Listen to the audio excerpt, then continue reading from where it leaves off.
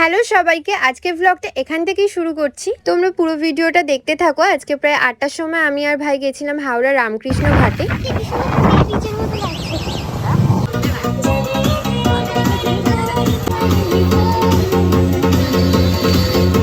সকাল থেকেই তো খুবই বৃষ্টি পড়ছিল, একদমই ভালো লাগছিল না। সারাটা দিনই বাড়িতে ছিলাম, আর রাতে ভাই বলতেই তো আমরা বেরিয়ে পড়েছিলাম বাইরে চা খাওয়ার জন্য।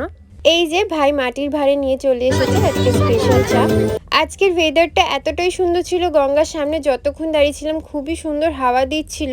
আর এরকম গঙ্গার ধারে দাঁড়িয়ে মাটির ভাঁড়ে চা খাওয়ার মজাটাই আলাদা ছিল। আমার ভাইকে বলছিলাম এত সুন্দর লাগছিল দেখতে, চারিদিকটা একটু ভালো করে ভিডিও করে নে। ওই সুন্দর করে ভিডিও করে নিচ্ছিল।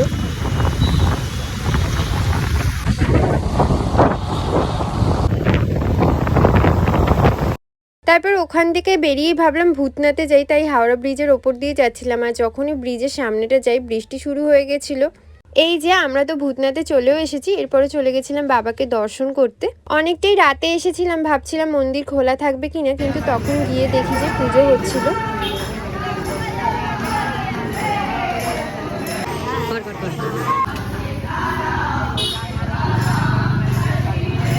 বেশ ভালোই বৃষ্টি পড়ছিল, তাই গাড়ি থেকে নেমে আর হেলমেটটা খুলিনি আমি, সেই অবস্থাতেই চলে গেছিলাম মন্দিরের ভেতরে।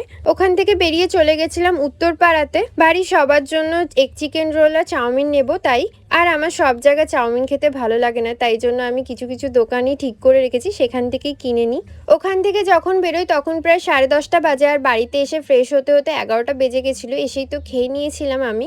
আজকের এই ভ্লগটা তোমাদের সবার ভালো লাগলে অবশ্যই আমার ইউটিউব চ্যানেলটাকে সাবস্ক্রাইব করে দিও, আর কমেন্ট করতে একদমই ভুলো না। টাটা সবাইকে।